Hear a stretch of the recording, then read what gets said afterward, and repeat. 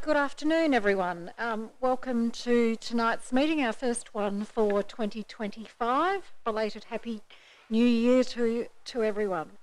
It's my pleasure to welcome you all to tonight's council meeting on Monday the 20th of January 2025, and welcome to those in the public gallery.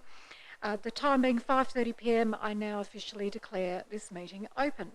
I wish to advise that council meetings are recorded and made publicly available on our website. Council meetings are also live streamed on YouTube, and in accordance with Council's policy, I'll ask the CEO to confirm that the audio recording has started. It has. Thank you.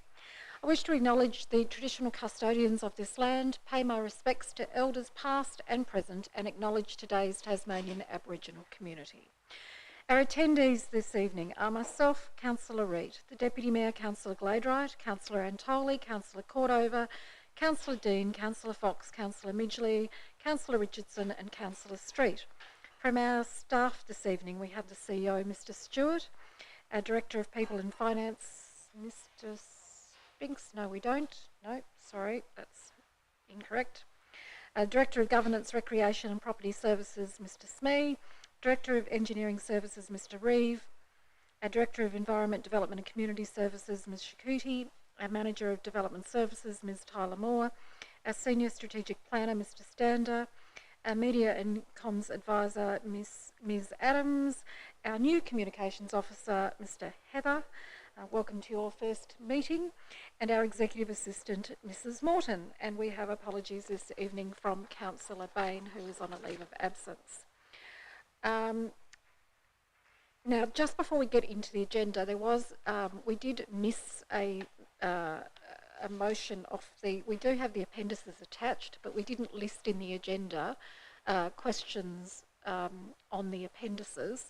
So I just wanted to seek the guidance of councillors when you'd like to deal with that. Normally we deal with that at the end or just before notices of motion. Are you happy if we still do that? Yep. Okay. All right. To remind myself that we do that when we're there. So we're on page 1, confirmation of minutes, that the minutes of the open session of council meeting number 23 held on the 16th of December 2024 be confirmed as a true record. I've got a mover in Councillor Fox and a seconder in the Deputy Mayor. All those in favour? Against? Motion is carried. Workshops held since the last council meeting. We had a workshop on the 6th of January in relation to the CEO's priorities. Turning now to page 2. Declarations of interest. Does any councillor have a declaration of interest? No. Thank you very much. And oh, I beg your pardon, I didn't see your light. That's all right. Councillor Fox. I want to declare an interest in the John Street Medical Centre because I'm a customer there. Okay, thank you very much. Will you be taking part in the debate? Or yes, I will. I won't be leaving. Yep. Thank you. Transfer of agenda items. Is there any item on the agenda that a councillor would like to transfer from open into closed session or closed into open? No, thank you. Questions without notice in the public. Does any member of the public wish to ask a question without notice? Thank you. If you could just come to the microphone and state your name and the suburb in which you live, please.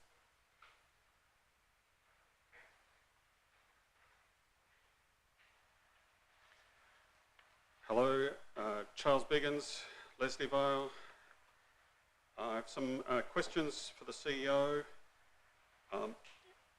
If councils are body corporate entities, as Section 19 of the Local Government Act says they are, then who are the membership of this body corporate entity? The CEO. Thank you for the question, Mr Biggins, and through you, Mayor. That's a question that I'll take on notice so I can get some advice from our legal team. Does the payment of a rates notice qualify a landholder as a financial member of the Kingborough Council body corporate? The CEO. Through you again, Mayor. Likewise, I'll take that question on notice. Councillors fulfilling the role of body corporate directors elected by the paid up membership of this municipality? CEO. I'll also take that question on notice, thank you. Are only financial members of this body corporate entitled to move motions at the body corporate AGM and petition council by obtaining signatures of other financial members of the body corporate? The CEO. Thank you. I'll take that one on notice as well, please. Did council use a floating charge across the fees, rates and charges as security for the 10 million in no interest for the first 5 years loans obtained from the state government? CEO. Through you, Mayor, I'll take that question on notice as well. If council did use the rates base of its body corporate membership to secure loans, then it would be perfectly legal for council to raise those rates in order to meet its interest repayments instead of selling council assets. Yes or no? CEO. I think there was a question in there, but I'll take that on notice. Is council still anticipating that the body corporate membership fees, their rates notices, will again increase by another 10% this financial year? CEO. Through you, Mayor, the council has not come up with a position to take to the public on the rates for next financial year. Did council consider, when negotiating the transfer of valuable sports precinct land to the state government for the 2 high performance centres, that this would be an opportunity to ask for the 10 million debt to be wiped from the books? If not, why not? CEO. Through you, Mayor, I'll also take that question on notice. Using the rates base to secure state government loans that the council was unable to pay back during the 5-year interest-free period and can now only service by perpetually raising the very rates base it used to secure the loans in the first place. Such a feedback loop is usually associated with a Ponzi scheme. How is this any different? CEO. Through you, Mayor, I'll take that question on notice, but can you repeat the question in terms of, is the question, how is council's rating different to a Ponzi scheme? Using the rates base to secure state government loans that the council was unable to pay back during the 5-year interest-free period and can now only service by perpetually raising the rates base is used to secure the loans in the first place.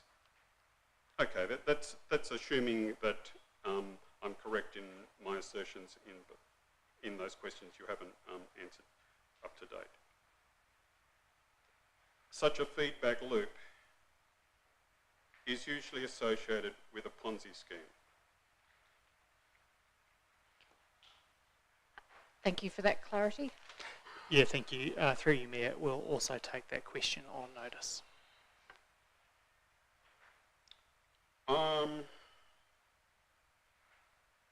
I've previously raised questions in this chamber regarding the creation of an environmental regulatory grid on private property.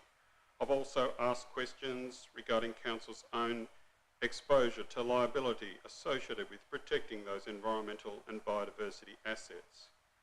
Is it true that council nominated a third of the municipality for landscape conservation zoning in 2019? Ms Tullamore. Through you, Mayor, no, that's not correct. Then what proportion of the municipality was nominated for conservation zoning in 2019? Ms Tullamore. Through you, Mayor, conservation zoning would suggest that it's for conserving land not to be used otherwise, so that would involve some of our environmental management zones. We would need to see the data on that, what would qualify for that. Nominations were made. Is it true that council priority vegetation overlay covers some 90% of the private land outside of the urban town boundaries? Ms Tullamore. Through you, Mayor, we would need to look at the data to get a answer on that. Take it on notice. Thank you. Is it true that Council last year amended the Kingborough interim planning scheme to incorporate the latest version of its own biodiversity offset policy, a policy that includes financial offsets between 40,000 and 80,000 per hectare for the loss of priority vegetation? Ms Tullamore. Through you, Mayor, it came through this chamber, the councillors voted on that and the planning scheme was updated, is correct? Is it true that Council drafted its own trees on private land bylaw, which includes on-the-spot fines for several $1,000s for landowners who are caught removing trees on their own private property without a council permit? Ms Tullamore. Through you, Mayor, I don't understand the term, did council draft their own trees? I think the question's asking about whether there was any financial penalties for vegetation removal last year, and there were financial penalties for illegal works that also included vegetation removal. Did Council draft a trees on private land bylaw? Ms Tullamore. Oh, no, CEO. No. Through you, Mayor, the bylaw is being revisited. It's not in my area. Oh, sorry. Ms Shakuti.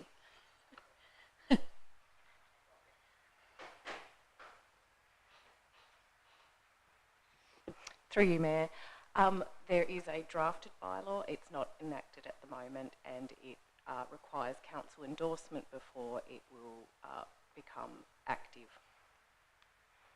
It went out to public consultation, so we all know that it's that it was.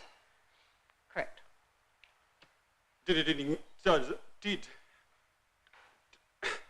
the draft include on-the-spot fines of several $1,000s for landowners who are caught removing trees on their own property without a council permit? Ms Shakuti. Through you, Mayor, I'm unaware of the exact detail. I'll take that on notice.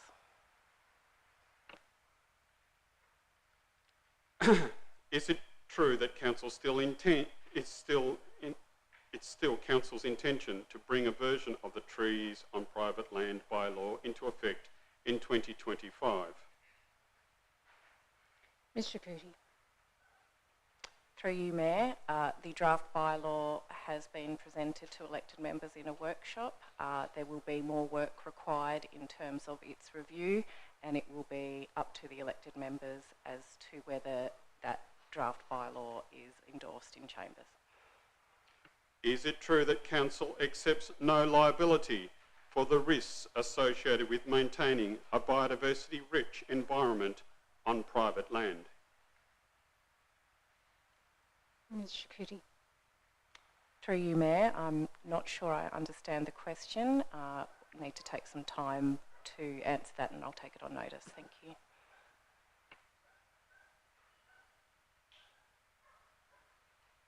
Do you have a further question, Mr. Yeah. Biggins? Is it true that council's own bushfire management strategy limits the scope of council's mitigation actions to council's own reserves that make up only 3% of the municipality? CEO. Thank you for the question, Mr. Biggins. Through the Mayor, we'll also take that question on notice. Well, it's stated as such in the annual report. Is it true that in 2025, of all the municipalities across Australia, Kingborough has the largest population at extreme risk of harm from a bushfire event? CEO. Through you, Mayor, again, we'll take that question on notice. Thank you. Is it true that in spite of council having the authority to cause the creation of fire breaks on private and public land under the Local Government Act, this council has no strategic fire breaks surrounding the urban areas of Kingborough that emergency services could use for backburning operations in the event that those urban areas are threatened by a bushfire? CEO. Through you, Mayor, we'll take that question on notice. In the annual report, I did see that council was council successful in the TFS pilot grants program for fire breaks. I noted that Cartwright Reserve was being upgraded to a registered fire break. Was that through the TFS's pilot grants program? Ms Shakuti. Through you, Mayor, I believe that is the case, but I'll take it on notice to confirm. Thank you very much.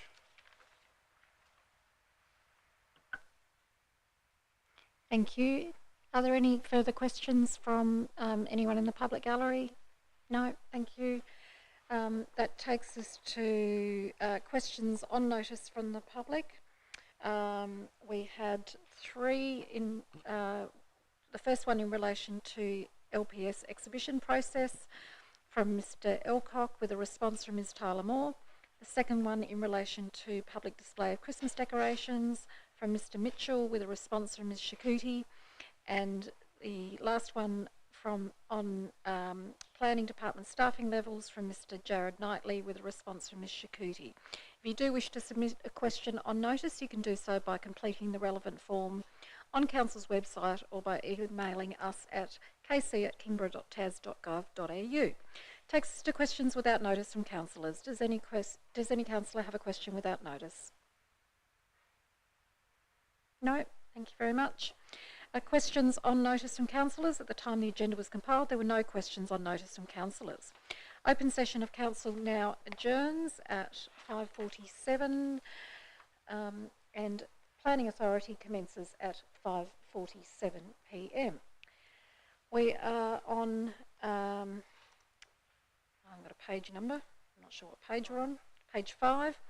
Officers' reports to Planning Authority. Proposed amendment to the Kingborough Interim Planning Scheme 2015 to rezone land at 26 Crescent Drive and 21 Gamella Road, Margate, with a recommendation on page 17. I'm looking for a mover and a seconder, please. I've got a mover in the Deputy Mayor and a seconder in Councillor Midgley. Deputy Mayor. Thank you. Yes, this proposal is for an amendment to the Kingborough Interim Planning Scheme. It's rezoning a parcel of land in Margate from rural resource to general residential. We know that Margate is a growing community. We also know that there are a lot of strategies that this proposal is aligned with. So there's the Southern Tasmanian Regional Land Use Strategy, we have the Kingborough Land Use Strategy, Kingborough Council's Strategic Plan and the 30-year Greater Hobart Plan. So this proposal is ticking quite a few of those strategic boxes.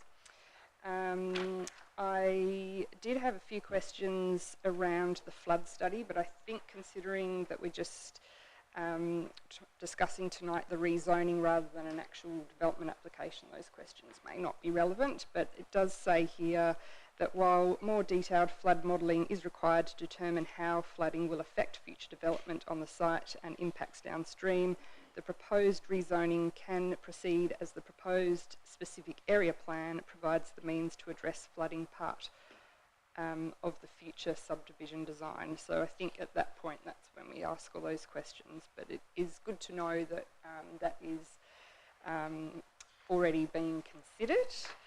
I note that this proposal adheres to all the statutory compliance.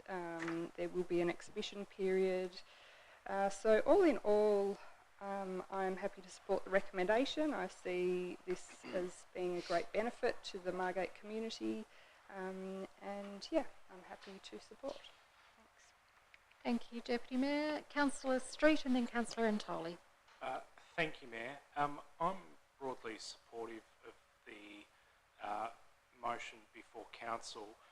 I do just have one query that I'm hoping staff might be able to assist with, and just a brief explanation of how this amendment or potential amendment interacts with the assessment of the new local provision schedule under the statewide planning scheme that's also ongoing at the same time. Given that this is an amendment to the current planning scheme and we're looking to, in the not too distant future, have adopted a new LPS and planning scheme. Mr. Stander. Thank you for the question. Through you, Mayor. Yes, we are running this process concurrently with the LPS process, so the Tasmanian Planning Commission is aware of this proposal. Given the timing of this proposal, it is very likely that the Commission will actually consider this application of this proposal together with the LPS. Around about the same time, it's more likely that this proposal, if supported tonight and goes through the process, will be approved by the Commission, which then gives them the opportunity to transition it to the LPS as part of that process. So it's really good timing for this application to deal with that. The Commission can consider the zoning that is being proposed, but also the zoning that's being proposed for Margate, the broader Margate, through the LPS. So timing is essential, so I think it worked out quite good in terms of the processing. Councillor Street. No, that's all from me. Thank you, Mayor. Councillor Antoli. Thank you, Mayor. Thank you, Councillor Street, because that was part of my questions as well. So maybe just following on from that, a minor more around the SAP then. If maybe officers could explain, therefore, that the SAP will also then have to move over, and it would actually increase the number of SAPs we have in our package to the TPC. Is that correct? Mr. Stander. Through you, Mayor, that's correct. So it will. I think the SAP is being proposed really to assist the applicant in dealing with a number of matters that can only be resolved at a subdivision stage. So in principle, the rezoning is supported, but the SAP is essentially acknowledging there's further work that needs to be done. So it is not trying to introduce new controls or anything like that. It's basically building on existing provisions in the planning scheme and bringing it forward to deal with at a subdivision stage. Councillor Antoli. Thank you, Mayor. Could you or another officer explain why the SAP needs to be in there and why what it needs to achieve can't be managed under the standard provisions of the new or the upcoming Tasmanian planning scheme? State planning provisions, I should say. I'll correct that. Mr. Stander. Through you, Mayor. So it is quite, it's quite problematic in the sense that when we look at rezoning, we can't condition rezoning applications. There's no ability under the Act to say to a developer, yes, we want to rezone land, but we want you to look at this and this as part of the subdivision provisions. The SAP allows us to do that, so it's a unique way of trying to deal and to work with the developer to get a good outcome, not just for the site, but for the community. So if you look at the provisions in the SAP, it is really talking about trying to get a development on the ground that is connected to the surrounding neighbourhoods, but also is providing public open space through areas through the site where it's appropriate, dealing with flood issues and so forth. So it's more a strategic approach to deal with that. If council did not suggest the SAP, which the developer agreed to, then there would be, I guess, it would be problematic to deal with the rezoning, and most probably put us in a situation where a rezoning application most probably will have to be delayed until those issues are addressed. So this is really providing a fast-track process to bring the rezoning forward. Councillor Antoli. Thank you. Could you explain why not including the SAP would cause delays? Through you, Mayor, there's a number of reasons. I guess one of the most significant reasons is the flood study. So we require a more detailed flood study. It is something that the developer or the landowner is willing to do, but I guess the SAP is providing a mechanism where we can indicate that we support the rezoning of the land. It's consistent with our broader land use strategies. So it provides the developer with a bit of security to say, hey, I can invest money in further flood studies and subdivision design. So it is once again preempting. There might be some matters that needs to be discussed, but it's bringing the rezoning forward. Councillor Antoli.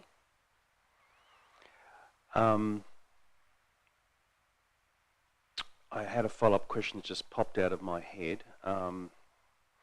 So thank you, I've just remembered it. So are you saying that under the state planning provisions, a flood study cannot be assessed, included or evaluated without a SAP? Mr Stander. Through you, Mayor, no, that's not the case. So the flood codes that we have under the Tasmanian planning scheme will still be there. The big question with rezoning is always, is this land appropriate to be rezoned? And what you generally need to address through a rezoning application is all the hazards, so whether it's bushfire and flooding, you need to address those in detail. However, the developer, we've spoken with the developer and he's willing to undertake that work, but I guess it's getting the rezoning across the line. So there's no point in trying to invest in further studies if the rezoning is not going to go ahead. So this is just delaying some of those requirements till subdivision stage, but making it clear what council's expectation is up front. So it provides the developer with a bit of security. This is council's expectation. This is what council want to see in the future subdivision.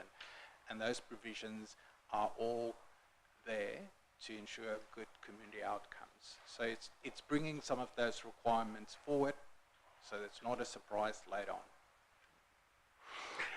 Councillor Antoli. Thank you, Mayor. My concern is that the developer is not given so many restrictions that it actually makes the development non-commercial given the current costs that we find ourselves in to develop.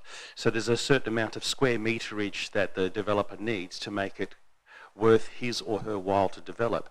And I would hate to see a SAP so onerous that he or she hasn't signed up to yet or seen, because it hasn't been created, that it would actually cause such a large amount of the area, which quite frankly, the whole area is relatively dense, that it would be so much, shall we say, open space is created as one example, that it doesn't make the development viable.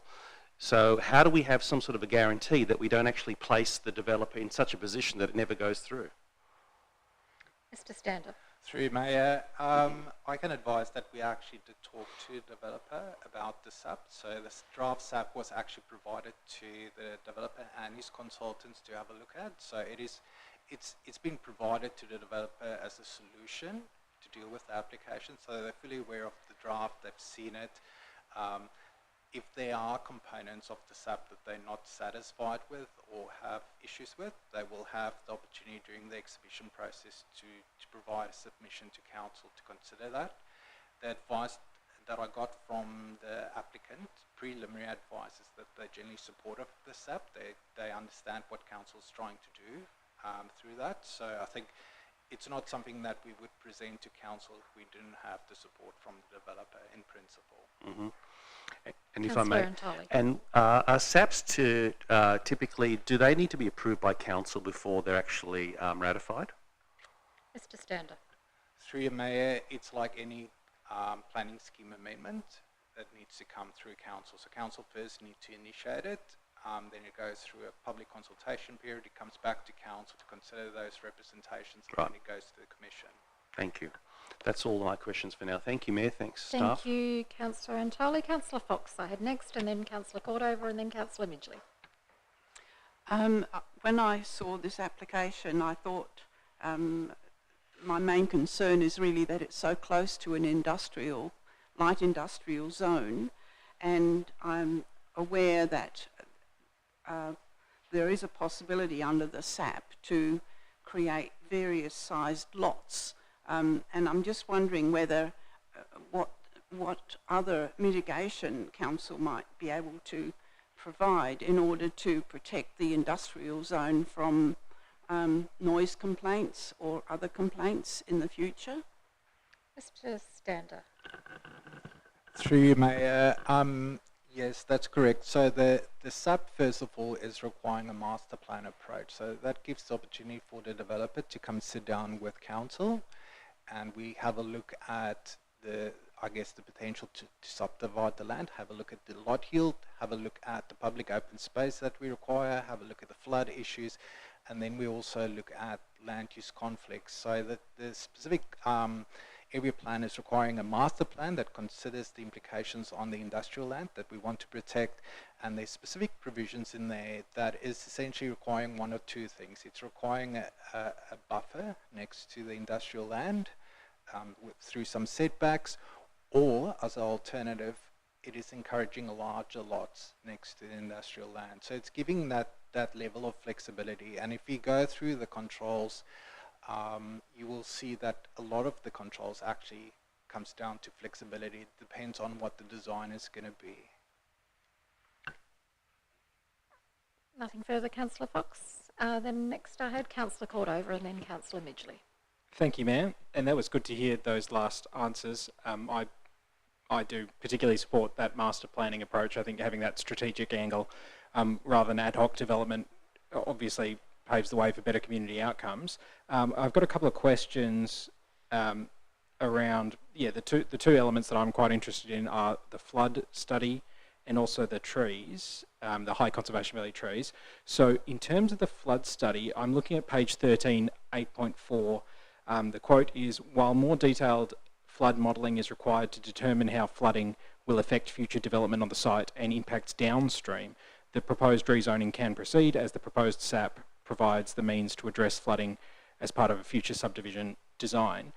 Am I right to understand that that therefore means that the public consultation that comes with this won't have the benefit of whatever that detailed flood study might be? And do you think that, is it the opinion of the council at all that that kind of impinges upon the public consultation process a little bit? Because from my mind, if the public isn't given the access to that, whatever that more detailed flood study looks like, doesn't that kind of somehow compromise the public consultation process?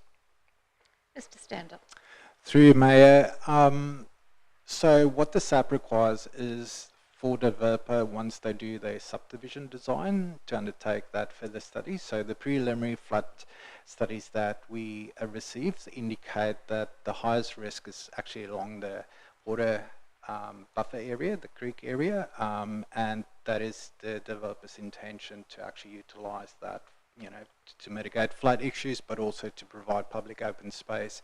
So with any other normal development application for subdivision, it is required to go through advertising period. So at that point in time, when we get there, when the lot application, it will go through a consultation process where it will be the master plan, the subdivision, and any supporting studies will be provided. So this application is really a high level, in principle, support for urban expansion to happen there through the zoning, and it provides a master plan or a SAP that kind of indicates council's strategic approach to the site. So it gives the developer a bit of security, but they will still have to go through the normal application process and deal with those matters. It's just kind of providing upfront our expectation, make it very clear what the expectation is from council.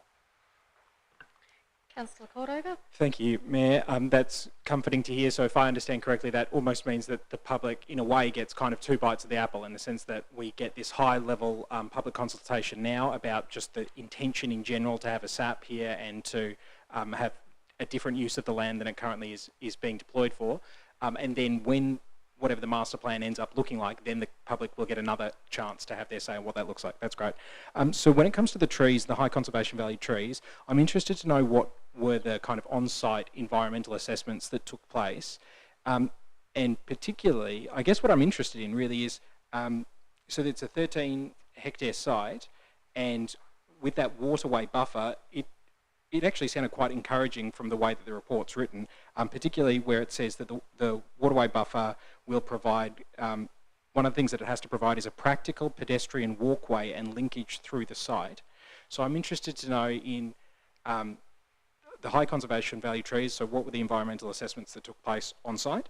But then I'm quite interested to know who is going to design or develop those pedestrian linkages and through the waterway buffer, because I'm picturing like pedestrian linkages through public open space that might look quite nice, I don't know, but I just want more detail. Thanks.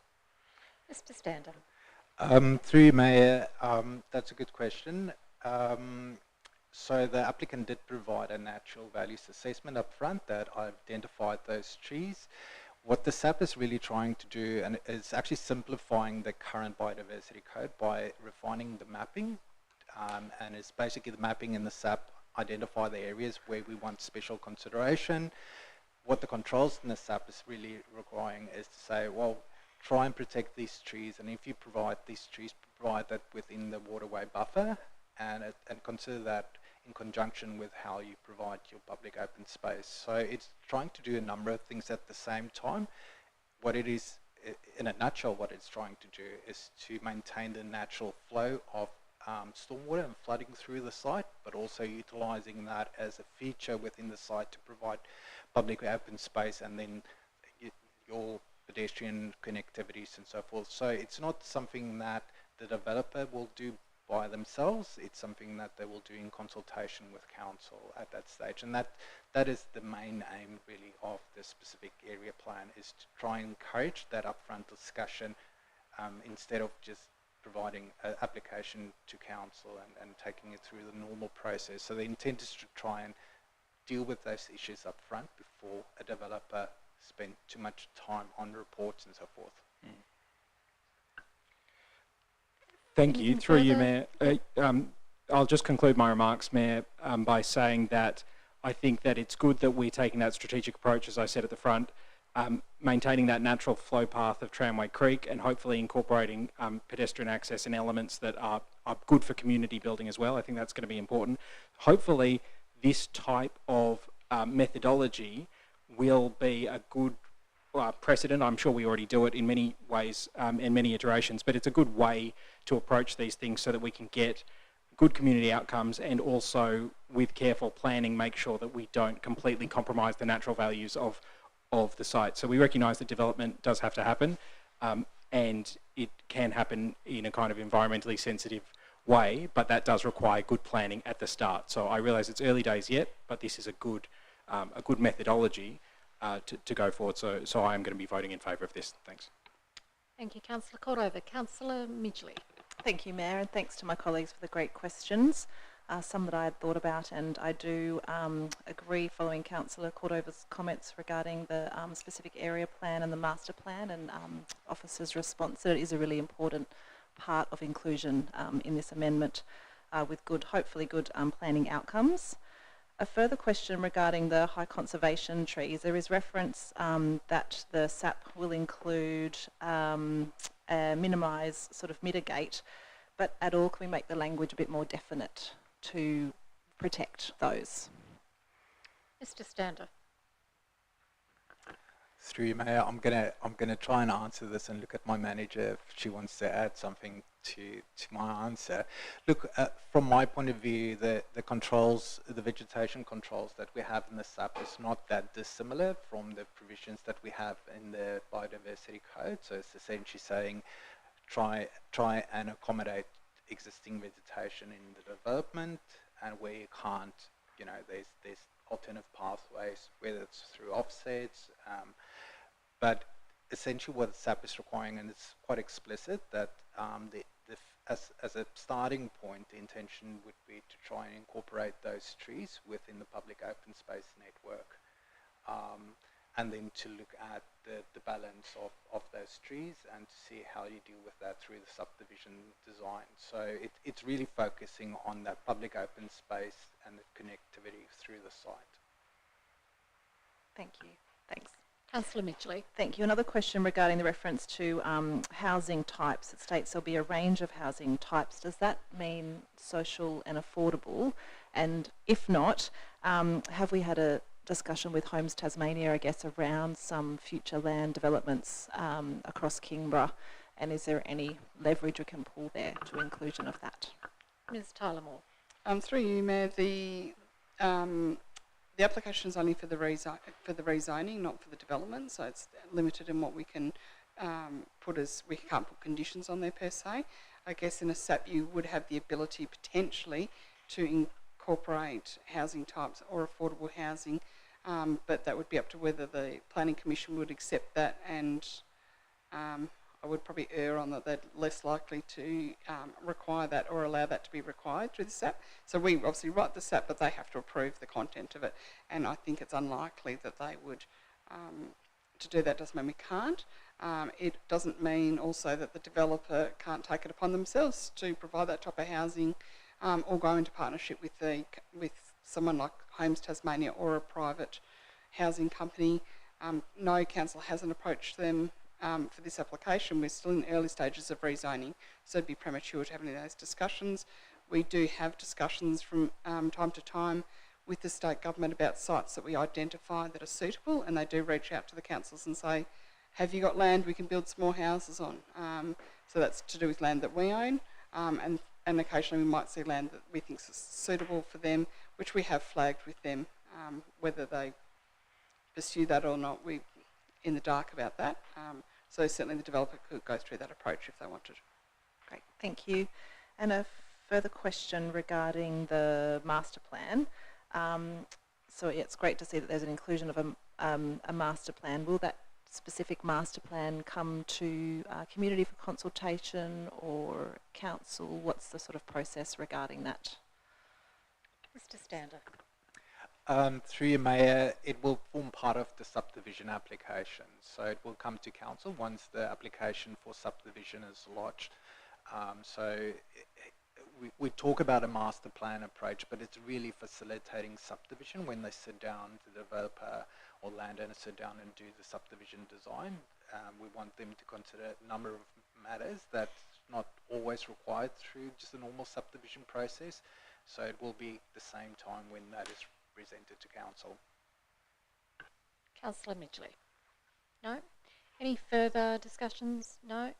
Councillor Gladwright, did you want to sum up? No? Okay, I'm going to put the recommendation. It's moved by Councillor Gladwright and seconded by Councillor Midgley. All those in favour?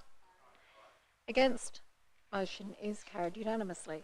Takes us to page 39, DA 2024-239, development application for 7 warehouses, 2 showrooms and associated works at Kingston Town, 37 to 59 Marinale Road, Kingston, and adjoining Council Road Reserve, with a recommendation on page 63. Looking for a mover and a seconder, please. A mover in Councillor Gladwright and a seconder in Councillor Cordova. Councillor Gladwright. Yes, as you just said, this proposal is for 7 warehouses and 2 showrooms. What can I say? There were 3 representations. My reading of the report, it seems that the responses given were adequate in addressing the concerns. A lot of the responses came back to the fact that the land is zoned general business, which allows for this type of proposal.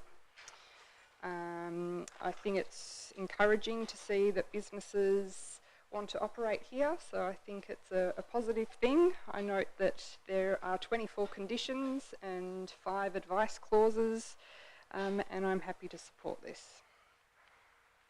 Thank you. Further discussion? While you're contemplating that, I just had a question. I couldn't see in the conditions that there was anything in relation to the provision that we've included in various commercial developments for the removal of graffiti by the property owners in the event that that sort of vandalism takes place. Ms. Tyler-Moore. Through you, Mayor, I think that's a sensible condition, but the councillors have voted that off previous planning permits, so we have followed that and not put it on this application. So, okay. So can you repeat that, Mayor? I was just sidetracked by the smell of cigarette coming out the window, I think. Sorry. Okay. Sorry. Yeah, I can smell that now too. No, I just asked why there was no condition for the property owner to remove graffiti from the building.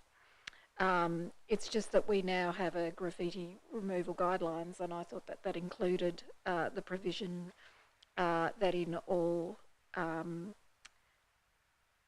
development applications moving forward that advice would be included. Through you, Mayor, if the councillors would like, I'm not aware of the that policy change, but if councillors Yep. would like it added in, I can easily provide the wording.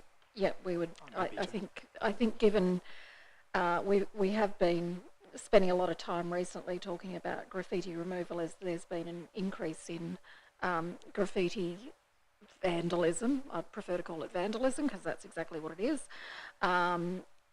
Throughout the municipality in recent times, and it does seem that commercial buildings, particularly where they're of this type of construction, where they have big wall space available, are a particular target.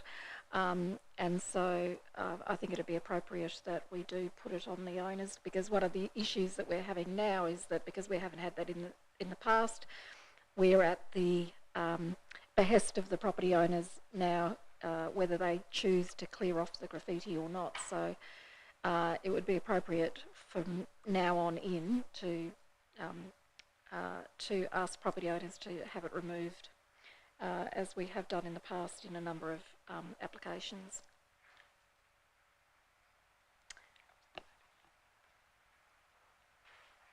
I've shared the wording if Oh. it wants to be added in, but you'll need to move So to amend. I would need someone. I can't move that from the chair, but I'd need somebody. No, you're the original mover of the motion, so thank you, Councillor Antoli. If you can move it, and then I'll just ask if it's acceptable to the mover and the seconder, which is Councillor Gladwright Yes. and Councillor Cordova. Thank you. So this will become part of the substantive motion, and I believe we have the wording coming through to Mrs. Morton. Could probably. Through you, Mayor, for simplicity, it'd be easiest to add it as the last condition, because a number of the conditions have referencing to other condition numbers, which means Yep. we have to then go through them all to work that out. Yep. So it can be the last one above Taswater, so second last one, because Taswater is always the last condition on our permits. So it becomes, yep, 24.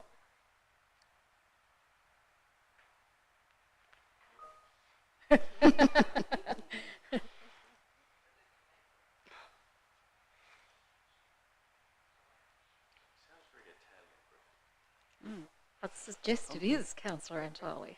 Probably is.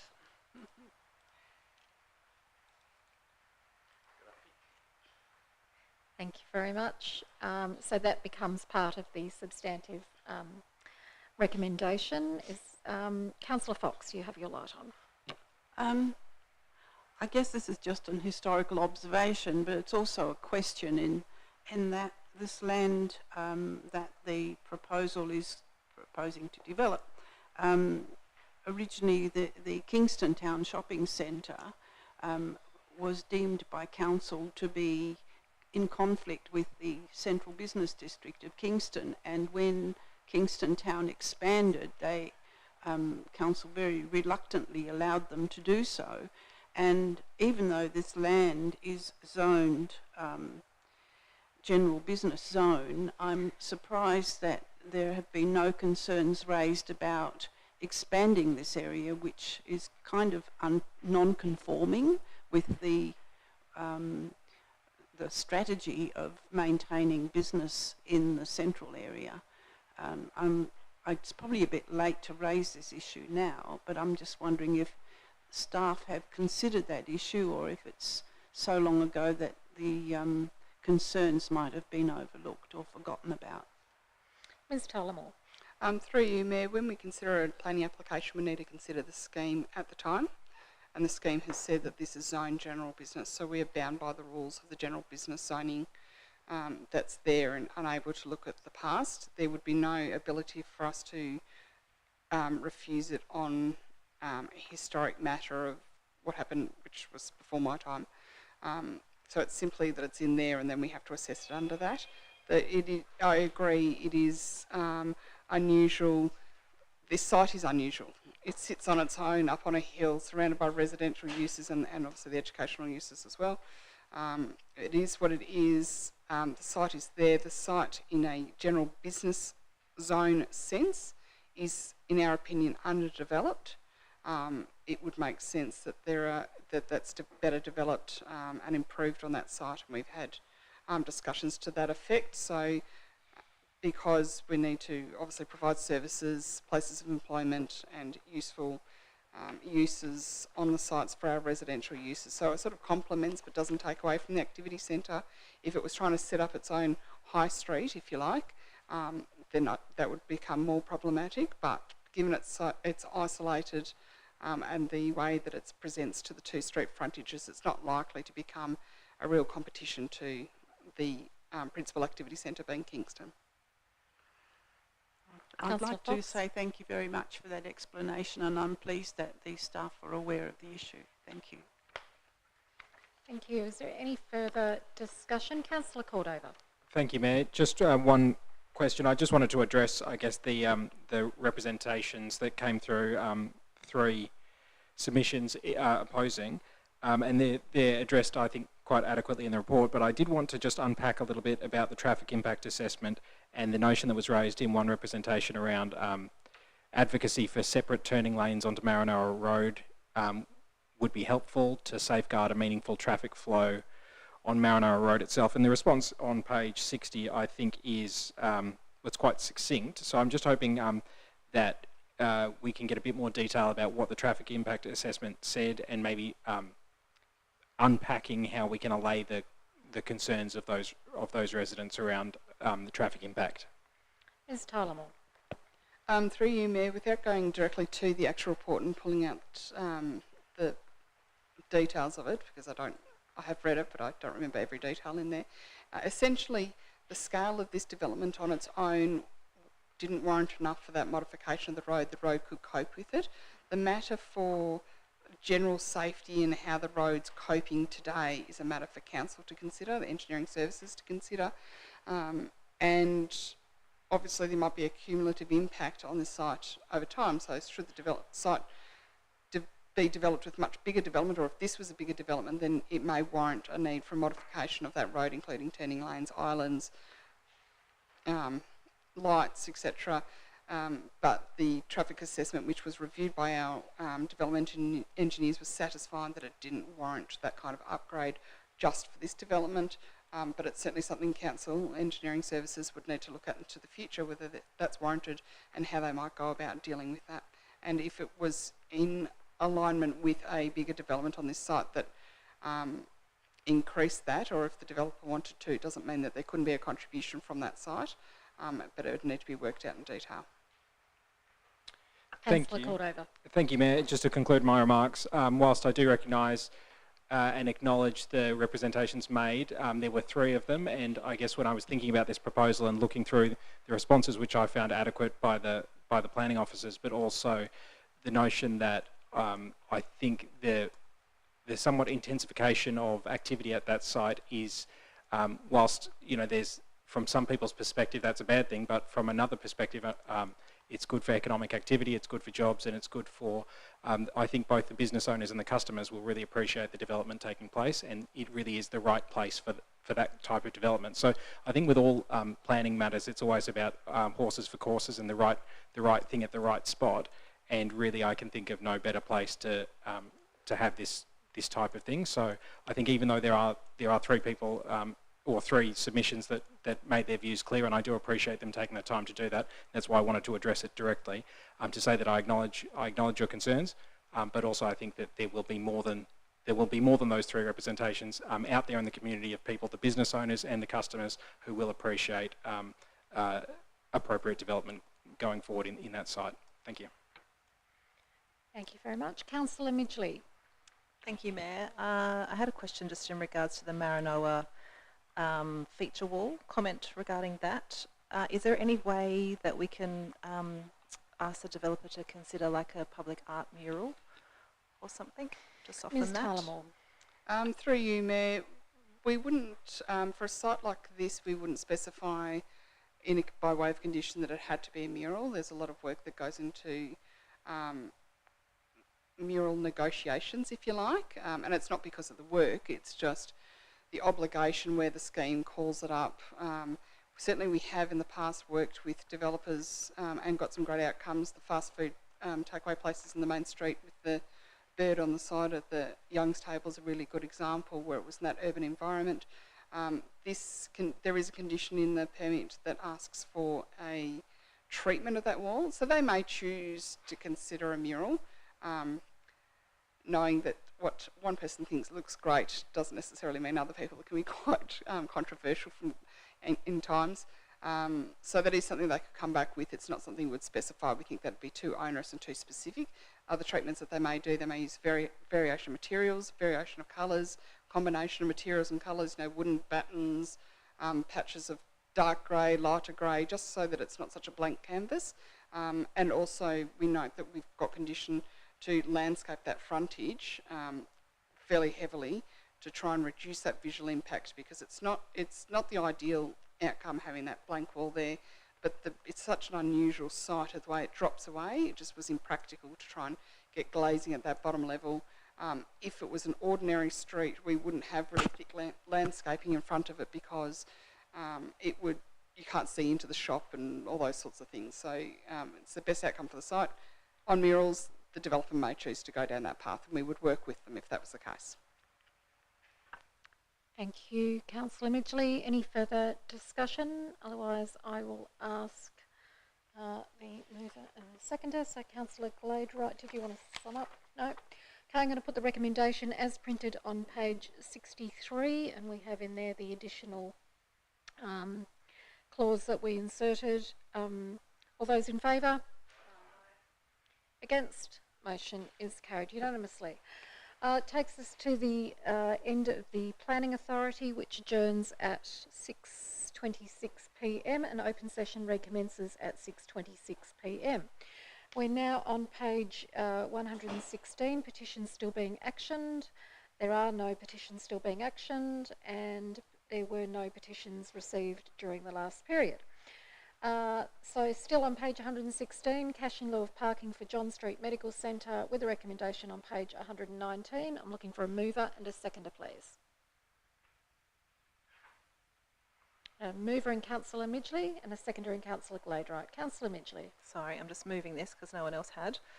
So I'm just moving to the report here. So yes, the report evaluates the options providing a discounted rate for the Oka Medical Centre, John Street, in cash of lieu of parking contribution.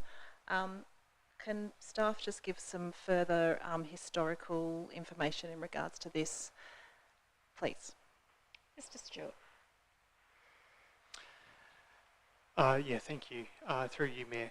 So the medical centre has received a DA for a minor amendment at the medical centre. As part of that, staff had assessed the parking requirements and deemed that there were additional parks required. As part of that, there was a cash in lieu of parking fee levied on the operator because there was a shortfall of parking, and that was to bring them up to the required level.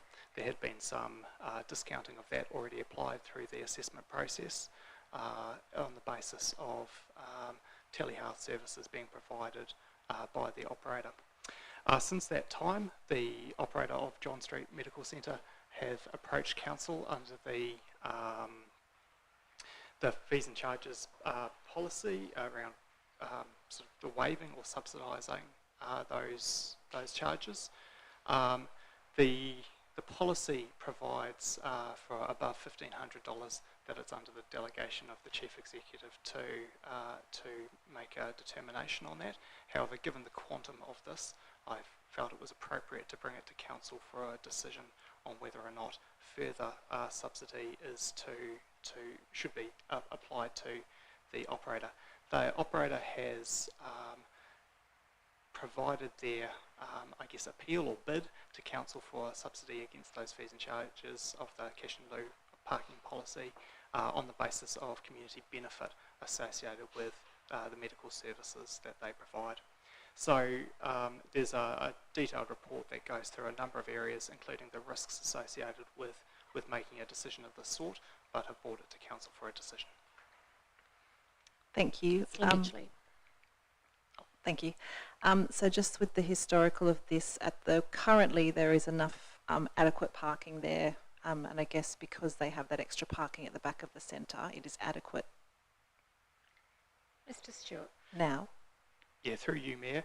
So the analysis that the team did at the time of the amendment to the DA was that the centre was 5 car parks short of requirement, and that was then discounted back to 4 car parks that were charged under the cash and lower parking policy. Okay, thank you. Councillor Midgley. Thank you. I think it's a reasonable and it is an important service to the community, so I am happy to support this.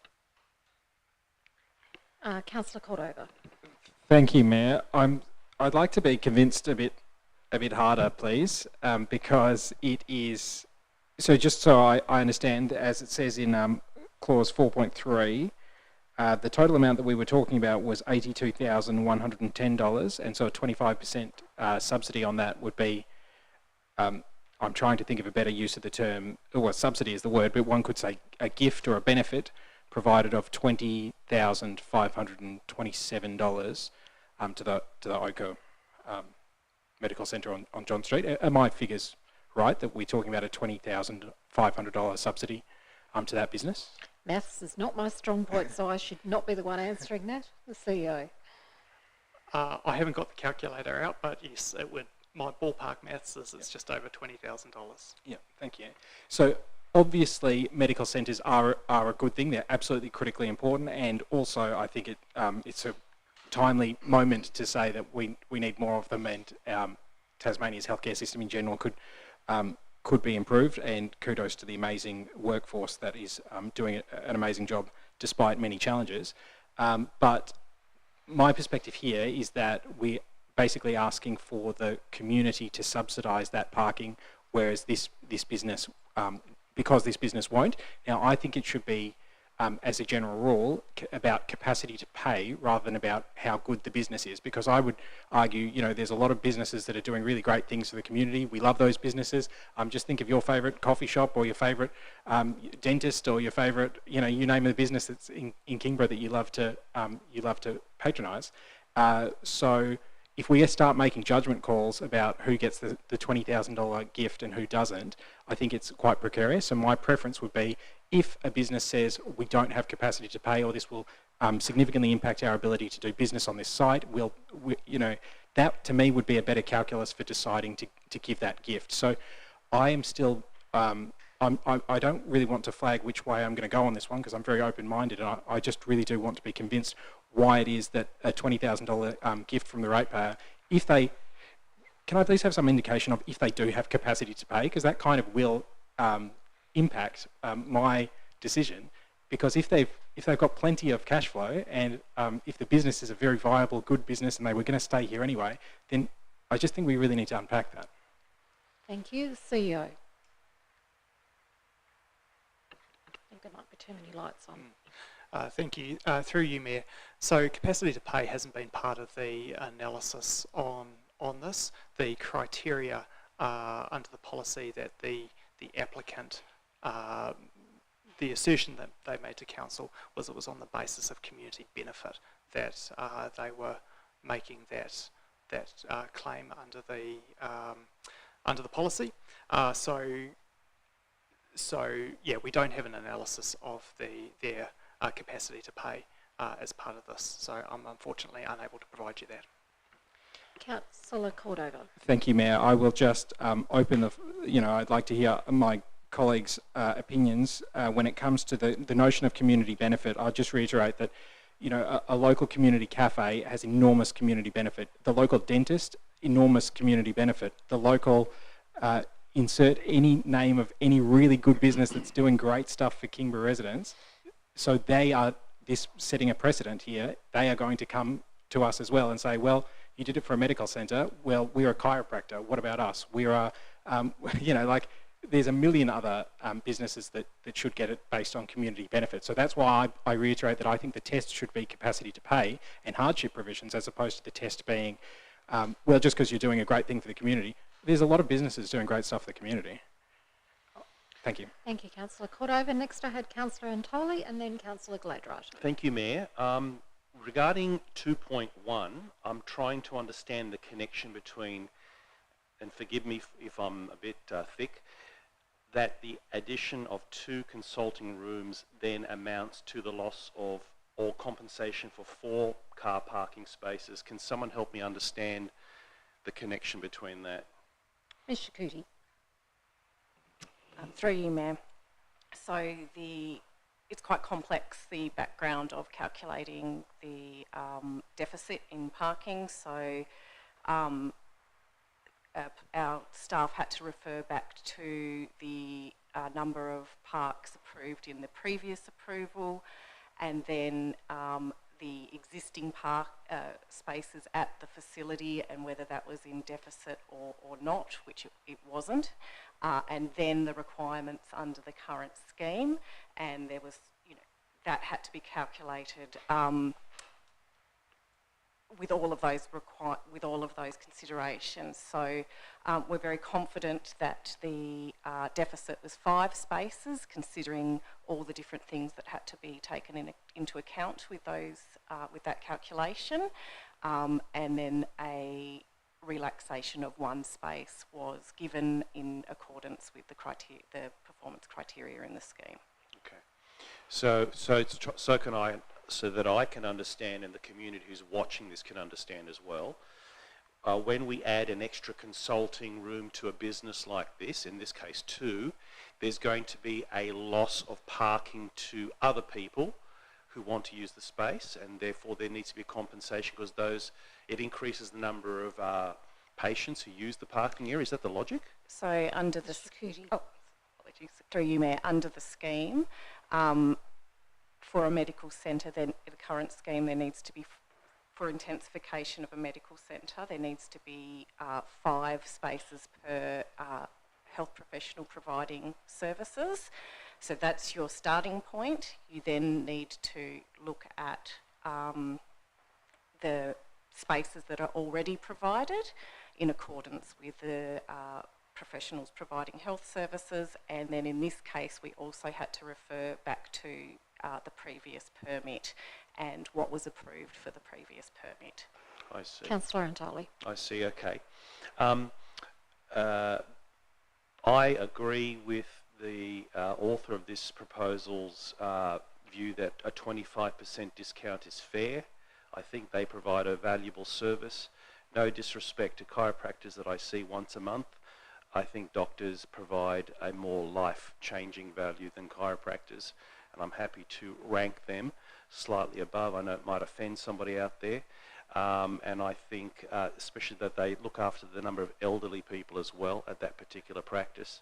My sainted mother goes there, which does not sway my opinion either way, but I know that a lot of elderly people go there, and I'm in favour of voting for it based on the way that the author's written the report. Thank you, Councillor Antali. Next I've got Councillor Gladrod. Thank you. I think ranking community benefit is irrelevant.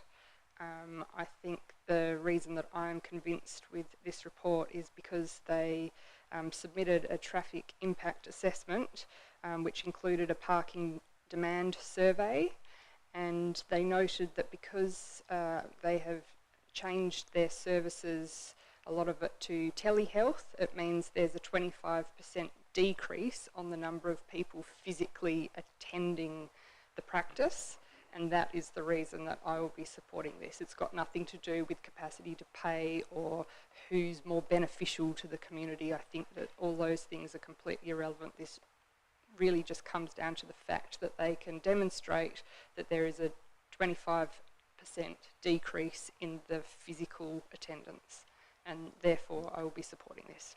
Thank you. Ms Shakuti has her light on. I feel like she wants to say something. Sorry, through you, Mayor, I just need to provide some clarification that that traffic impact assessment and the fact that the practice is using telehealth as well as the other relevant considerations under the scheme were considered in planners' assessment. So that has already been considered by our planning staff in assessment in determining that there was a deficit of 5 spaces. Thank you. Councillor question. Initially with a question, then I'll go to Councillor Dean. Thank you. In regards to the equity concerns, and more broadly than that, have we had examples of where we have done this before? Mr Stewart. Through you, Mayor, to my knowledge, we haven't made adjustments to cash in lieu of parking payments requirements under the fees discounting policy in the past. So this appeal or application came through from the applicant after the DA was issued, which included provisions around parking. They've asked for a supplementary consideration under the community benefit, but no, to my knowledge, it's never been done under this policy in the past. Thank you. And do we know who will be parking there? Is it patients or is it the medical staff? Mr Stewart. To be clear, this is about the payment of a charge to council. What council then does is considers how the funds that we collect from cash in lieu of parking can best be provided to, I guess, support both the provision of public car parking space within the area and also for other uses like public transport, active transport, those types of things. So this isn't about directly them paying council to directly build some car parks for them, but it goes into the car parking strategy we have for that area, and then council can consider that as part of our Ford program. Councillor Midgley. Thank you. And just regarding that equity concerns, if other local businesses can see that this is happening, what can we do to mitigate any future of this occurring? Mr Stewart. Through you, Mayor, the cash in lieu of car parking policy isn't something that's used extensively. There aren't a large number of examples where we've had payments under the scheme. In terms of the provisions around equity and things like that, that's obviously a concern, as is pointed out within the paper. The benefit that's created is around access to healthcare and not providing a barrier to that. However, there hasn't been a communication plan for the other local businesses within the area, and there's not intended to be at this stage. Next I had Councillor Dean and then Councillor Richardson.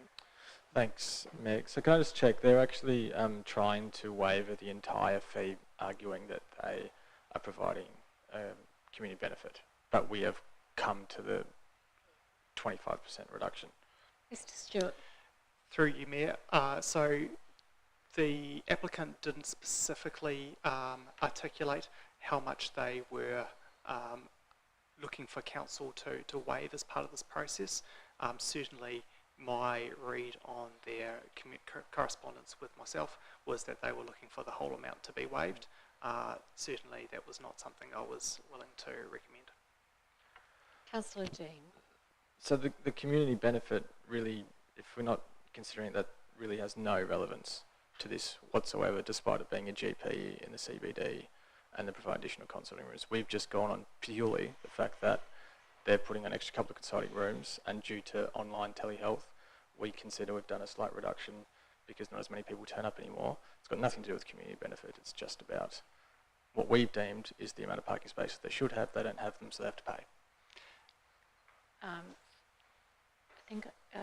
think I know what Ms Shakuti's about to say, and that is that the reduction in telehealth was already taken into consideration in the previous reduction of spaces required from 5 to 4.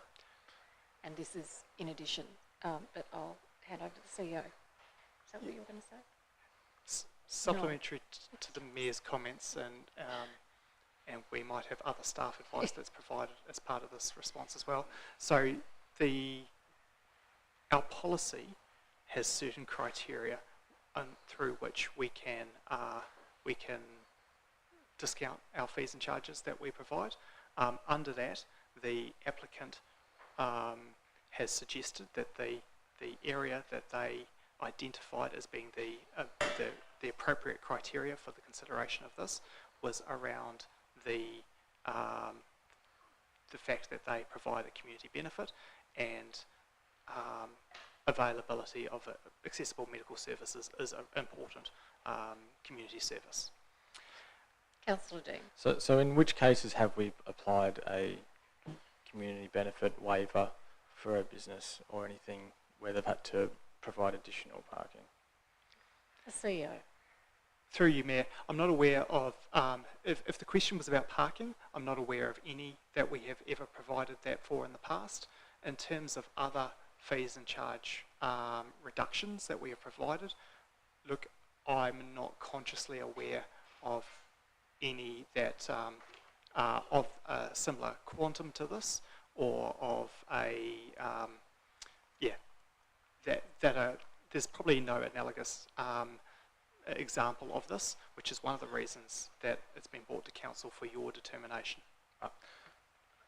Councillor Dean. So just in terms of where this is at, is this actually holding up them putting up those consulting rooms? Because I noticed it was from 2023, the amendment, and it needed to be done first, but then they agreed to a payment plan or something, and then they've appealed. So are those rooms actually in and they fully operational? Ms. Shakuti. Through you, Mayor, the applicant has a valid planning permit to construct those rooms. They have entered into a deed for stage payment. This is simply an application for them to council to reduce the cash in lieu fees under that policy and in accordance with our fee reduction policy. So I'm not aware if it's holding them up or not, but in terms of having a valid approval, they hold that. Councillor Dean. Look, just a final comment. I know that there's obviously a lot of work that goes into determining, but speaking to business owners, there are sometimes outdated. It's really hard to physically determine. I mean, there are 2 additional consulting rooms. Will they be full-time? Will they be fully patronage? Will they always require those car spaces? It does seem like there's no exact science to it. You can never obviously predict it, but there are some guidelines in place. But it is a significant fee, $80,000. So I'm absolutely happy with at least $25,000, up 25% reduction of around $20,000. And I'm happy with the justifications that given. If someone wanted to move it to be more, I'd be more inclined, but I don't think giving 0 would be adequate given everything that's been said. Thanks to the staff. Thank you, Councillor Dean. Councillor Richardson, and then I've got Councillor Cordover on a question. Thank you. Look, I just wanted to say that I think the outcome of this report is eminently sensible. I think as a council, anything that we can do to encourage more medical services in this, particularly in this area that we're in, where it is very difficult for people to get doctor's appointments. I think this is a very small sacrifice for council to make in being this 25% reduction in funds that we aren't going to receive. So there's no necessarily additional cost in the short term. So again, I think it's a eminently sensible way forward. I commend the author, and I think taking this approach is the right thing to do. Thank you, Councillor Cordover. Thank you. My question was just to get a clarity on when they did so what I've been hearing is that the proponent showed the traffic impact assessment proving that there was a substantial reduction in their patronage physically because they were doing the telehealth, and then after that, council determined that notwithstanding the reduction in their patronage at the physical site, they were still short of the number of spaces. Ms. Shakuti. Through you, Mayor, that's correct. So all considerations as outlined in the scheme around that provides council the ability to relax the required number of spaces were considered in accordance with their traffic impact assessment. So traffic impact assessments are conducted by or undertaken by traffic engineers in accordance with established methodology, and that was all considered as part of the assessment of the permit. So I would say that considering whether the deficit is adequate or the approved spaces were adequate or not is not what we need to be considering with this request. Councillors should be considering whether they want to reduce the fee due to community or for the reasons of community benefit, not because of the number of spaces provided. That has already been assessed. Thank you. Councillor Cordova. Through you, Mayor, another question is, was this a deal breaker in the sense that was the intensification of use or the expansion contingent on the proponent getting a discount or a subsidy for the parking? Ms Shakuti. Through you, Mayor, we're not aware of whether that's the case or not. Thank you. Councillor Cordova. My final question is around the whole policy, because I think it's a good idea rather than just doing ad hoc, case by case. Yes, we grant it to you, but no, we don't grant it to you. Has this moment spurred the council on to consider reducing or revisiting the cash in lieu of parking policy? Because it sounds like if we broadly think that it's too expensive right now, then we should reduce it for everyone to address that equity argument. So my question is, what has this changed about council's thinking around the whole policy as it affects all businesses in Kingborough? Mr Stewart. Through you, Mayor, at this stage I don't think this application has led to any reconsideration of policy or suggested policy to come to council. At this stage we are dealing with a singular case around a specific charge that's been levied to a company as part of their development, and a consideration under the fees exemptions and policy.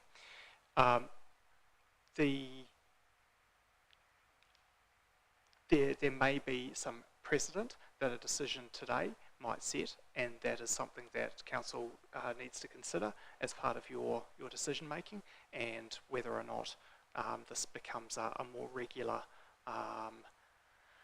topic of conversation that we need to deal with might trigger further consideration around policy. The way that the cash in lieu of parking policy determines the charge is a relatively complicated formula, and I'm not going to try and articulate what that is right now, but it's basically considering what the cost of land, the development cost of the car parking on top of that, a discount rate of 15% is applied automatically as a part of community benefit. So there's a way that that's calculated based on the actual costs that would go into developing parking infrastructure to be able to support future use. Councillor Cordova. Thank you, Mayor. So according to the cash in lieu parking policy, its new review date is July of 2025. So my question is, can we actually defer this discussion until we review the whole policy? Or is that also a real problem for the proponent? CEO.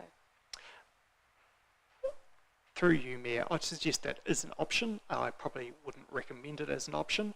As far as I know, the medical centre is not relying on an adjustment to this, but they have made an application to council, and so we need to follow good process in the consideration of it.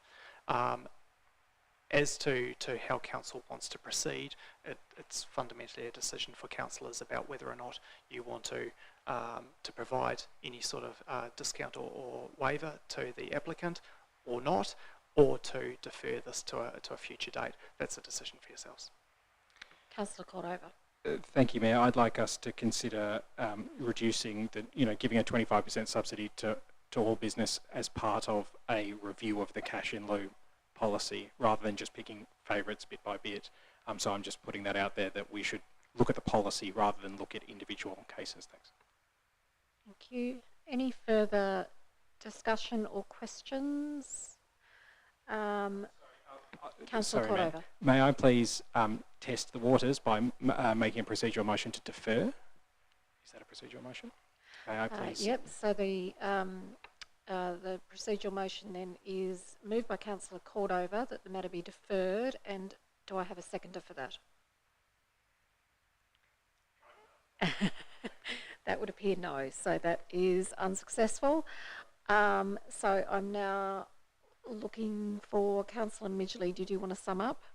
Sure, I'll make a few comments. Look, personally, I'll have to review the cash in lieu policy again because I don't feel like I got my head around it really in reading this, and it seems like there's a lot to take in and consider. I guess some of the points raised are in regards to the equity, in regards to like the important service that medical services provide. And the monetary matters that were raised.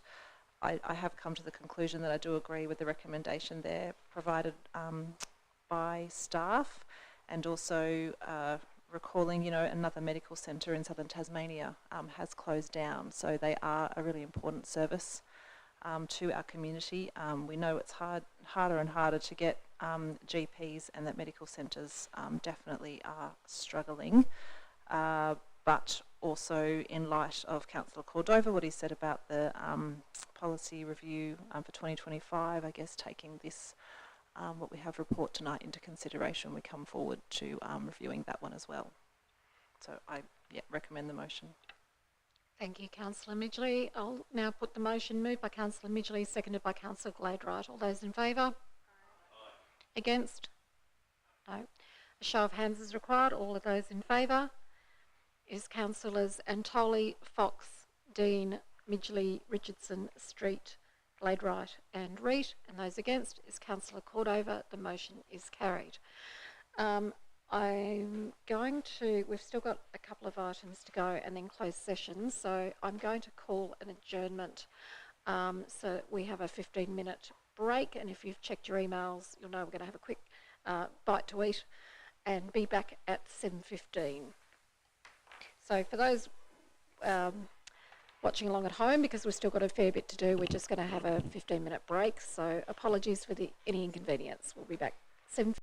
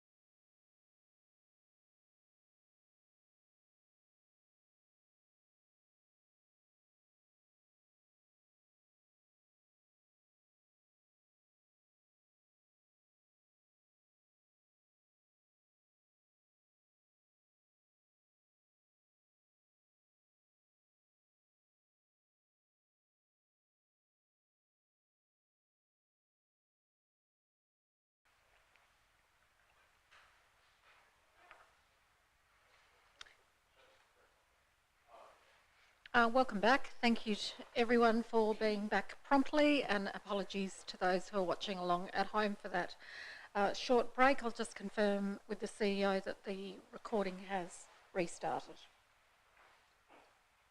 Yes. Thank you very much. We're now on page 120, Kingborough Community Safety Committee Review, with a recommendation on page 122. Looking for a mover and a seconder. I've got a mover in the Deputy Mayor and a seconder in Councillor Cordova. Deputy Mayor. Thank you, Mayor. It's been an absolute pleasure chairing the Safety Committee, and I just want to give a shout out to all the committee members. It's a fine sample of our Kingborough residents, those who are willing to give up their volunteer time and have a passion for assisting council when it comes to safety related matters, and it's been a joy working with each and every one of them. We have had a few achievements throughout the year. We've been able to get some improved signage up on the Leslie Road intersection with the Huon Highway. We participated in Road Safety Week, and we've contributed to the effective utilisation of security cameras. But despite all of our enthusiasm, I do feel that we have struggled a little bit to find our purpose within the Kingborough Council organisation, and I think the question that needs to be considered is were the achievements possible if the committee wasn't in place? So it felt to me like we were getting a lot of service requests, and as everyone knows, service requests can be dealt with via an email to the KC email address. We also noticed that there was a little bit of potential double up. We have the Kingborough Community Consultative Forum, which takes feedback from the community. In a sense, that forum is a better place to receive safety related feedback because the groups that attend that forum are representative of an area, of a larger group of people, whereas the safety committee, it was just 6 individuals. So we had a really great discussion at our last committee meeting. We considered whether we felt like we should go ahead. We presented all of our achievements and our sort of proposed opportunities, I guess, back to council staff, and council staff have taken all of that into consideration and have come up with this recommendation. So the recommendation is that the Kingborough Community Forum take on a way of receiving safety related feedback. There's also a recommendation that we include on the council website a link for any safety related concerns. So if you went to the website, there would be a nice easy link, and I suppose that it would probably then just link to the normal service request email, but that's a nice easy thing for people to find on the website. And then the continuation of collaborating with the Inspector Riley and the Tasmania Police. There was a lot of beneficial information that came from Inspector Riley, and my personal opinion is that that information is best directed to council staff directly rather than coming through a committee and then via me and then on to the council staff. So yeah, I feel a little bit sad to be putting forward this recommendation, but I do think that it's important that we're not taking up staff's time and we're just going through the motions of meetings if there's no true purpose. So I'm really happy to hear what other people think, and if there are any questions or comments, I'm keen to find out what others think about this. Thank you. I've got Councillor Fox and then Councillor Midgley. I guess I'd like to provide a historical perspective.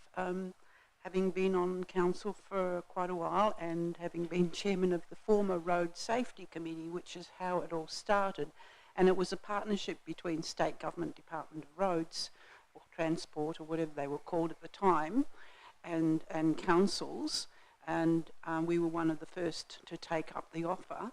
and the RACT were heavily involved as well. And it was all about education and promotion, and also running events which we were able to suggest and then participate in.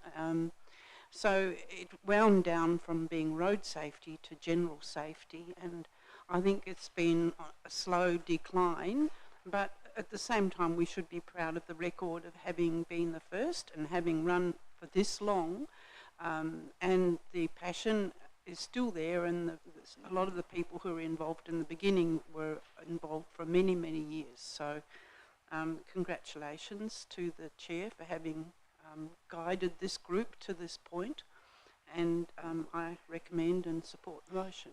Thank you. Thank you, Councillor Fox. Councillor Midgley.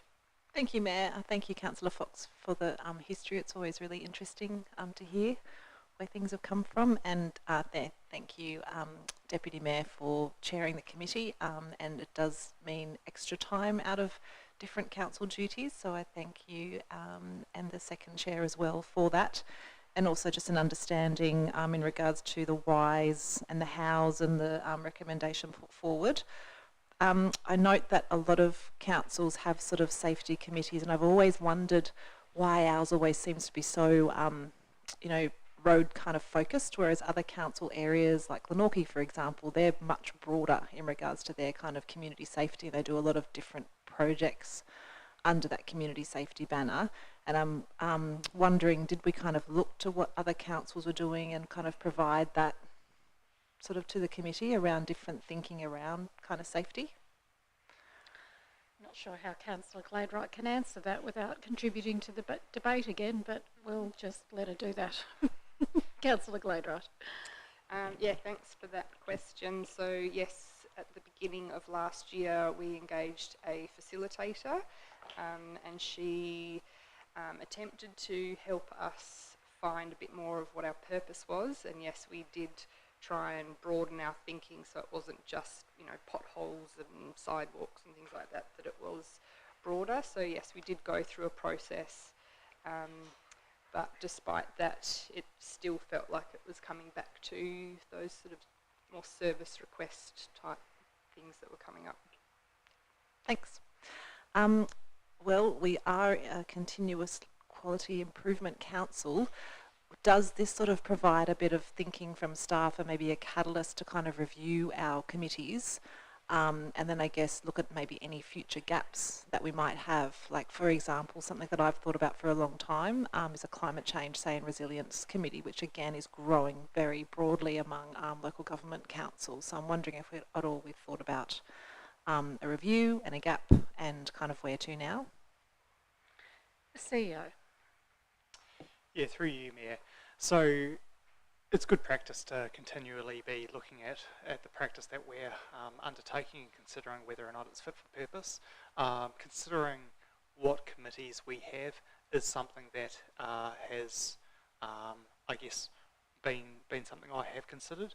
It's not an active work program at the moment to reconsider our overall committee structure or what committees we have within council. Certainly as we go through the next strategic planning period, I think it's probably an opportune time to reconsider whether or not we have the right inputs into the organisation to consider, the advice that we may need from different groups of people, and then use that as a opportune time to consider whether or not there's anything else that we require. I think, yeah. So my feedback would be, yes, it has been something I have thought about. No, it's not something I'm actively doing right now, but I think there may be a time in the future. Thank you, Councillor Midgley. Councillor Cordova. Thank you, Mayor. I just wanted to echo the sentiments of thanking everybody involved for their long service and contributing. And volunteering is not easy, and so it's really important that we thank people who for the benefit of all of us get involved. So really thank you for all of your service, and to you, Deputy Mayor, through you, Mayor, for your work on that committee as well. I just wanted to think now about next steps. So I've always found it really valuable hearing directly from Tasmania Police, and I think there's probably broad community interest. So I just wonder, maybe it's too early to say because there'll be a strategic planning process, I hope, but rather than a committee behind closed doors or a council behind closed doors hearing these things and then trying to disseminate what is appropriate, I'm actually hearing directly from Tasmania Police in kind of town hall style meetings or something once a year or something. Has that been thought of? Because that would, to my mind, give the community the opportunity to say what they think and what's playing on their minds, but also give the police the opportunity to really get in with those statistics and let people know what the lie of the land is. So I'm interested in any commentary around what those next steps might be. So I have regular meetings with our police inspector, Colin Riley, and a number of our staff have regular contact with him also in relation to a range of issues. And in my most recent communications with him, because I met with a community organisation, community group the other day who raised some issues of speeding in their area, he's been actively going out and meeting with all the different community associations himself, because he finds that a valuable way. So I know he's met, for example, with the Blackmans Bay Community Association. He's undertaken to meet with this group that I met with the other day. So he's more than willing to go around to each of those organisations and hear from them what their direct concerns are in their areas. So that would seem, I think, a very effective way to perhaps reach into the community. And the CEO would like to speak now. Yeah, and just through you, Mayor. So in parallel to that, I've also drafted an agreement, or I guess a high-level document that I've shared with the district inspector and had feedback on about just sort of codifying a little bit the working agreement between police and council, so that we have some guide rails that suggest how we will engage with each other, the sort of regularity of it, and the terms that what we will discuss in those conversations. So that can support, I guess, making sure that the ongoing links operationally between the police and council are strong. We're having the right conversation regularly, and support other activities that the police are undertaking out in the community. So we're doing that in partnership. Thank you. Mayor, Councillor Cordova. Thank you so much, Mayor. Initially, I'd kind of thought, because the Sparking Conversations Igniting Action, those bushfire community talks were quite popular. But actually, the more I think about it, I'm really comforted by the fact that the Kingborough Community Forum has this really important central almost role to play in being that liaison. So I think that that's actually a really appropriate throughput and a pathway for that kind of conduit between community and the police, but also keeping the council in the loop. And I really do appreciate the CEO's input on that as well. So, look, I think when one door closes, another one opens, and I'm really pleased to see that we're an agile council that's trying to get the best out of whatever we're doing, wherever we deploy our resources. Let's try and get the best out of it. So I just think that this is good practice, and I just want to once again thank everybody for the time that they've committed to this, and for their genuine goodwill in trying to make Kingborough the best place it can be. Thank you. Thank you, Councillor Cordova.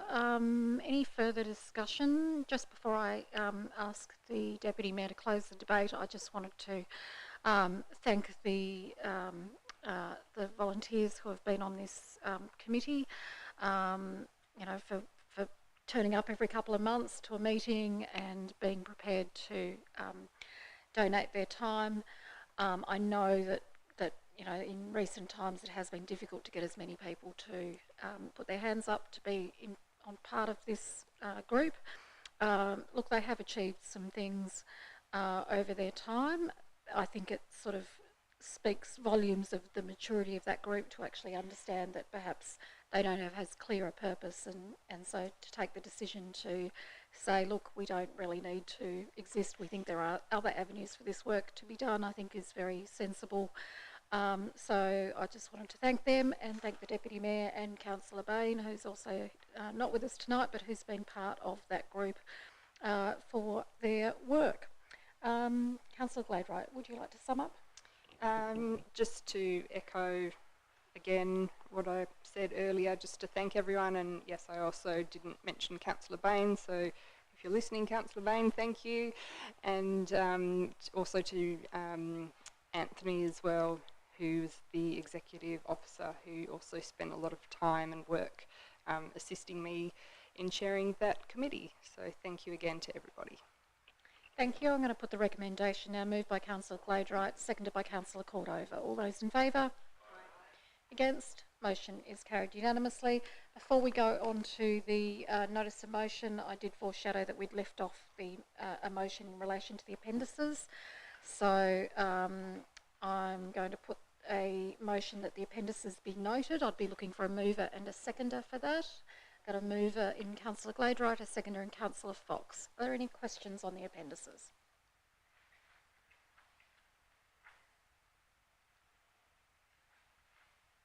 No? I have a question. Oh, thank you, Councillor Midgley. A question in regards to, so as you can see in the KBAC minutes, you can see the link to the cycling strategy. And when we are considering like our budget discussions, we're going to be looking at all the different strategies. Like, will we kind of, and I guess in my thinking around that, I don't know if other councillors look at that strategy, but like many of the strategies, there's a heap of things that are on the wish list for these. So I guess, yeah, how are we going to kind of propose to review all the many strategies alongside kind of our budget? Sorry, it's a question that sparked something in the appendix. The CEO. Does that make sense? Through you, Mayor. Yes, I think I understood that. So if I was to paraphrase the question, it's we have a lot of strategies with a lot of actions within them. How are we going to sort of reference them or consider them through budget conversations and prioritisation? Yeah, so it's a great question. I guess one of the things that I'm thinking about at the moment is how we can continue to bring the various actions and initiatives listed within our various guiding documents, whether they be plans, strategies, etc., into a sensible framework so that it's manageable in terms of how we provide, I guess, guidance to our staff about what's important, but also connect through to councillors so that you can sort of provide some of that prioritisation. As we know, we're in a challenging financial situation, and so a degree of prioritisation is always really important as part of that, so we can really be clear about where the important things lie.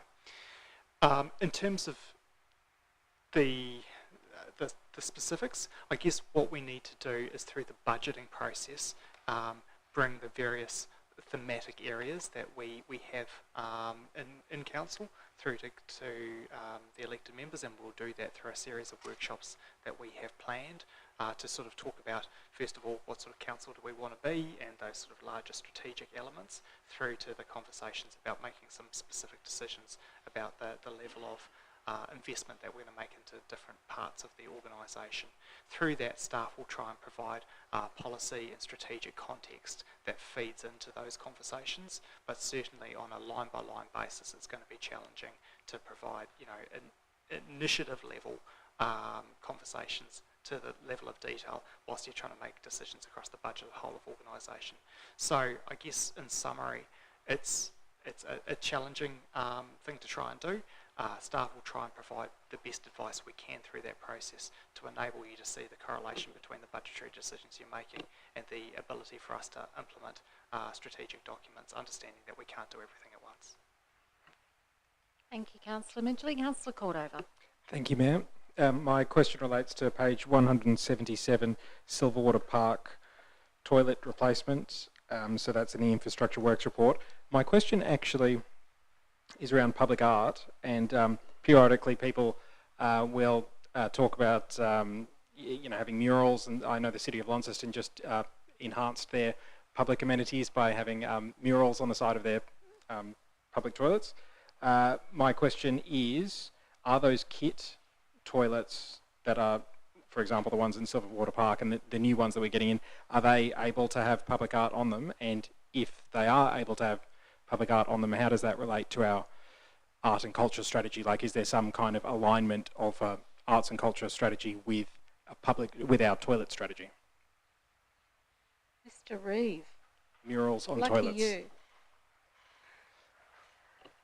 Thank you, Mayor. I haven't spoken tonight, so it's a great opportunity to answer a very challenging question.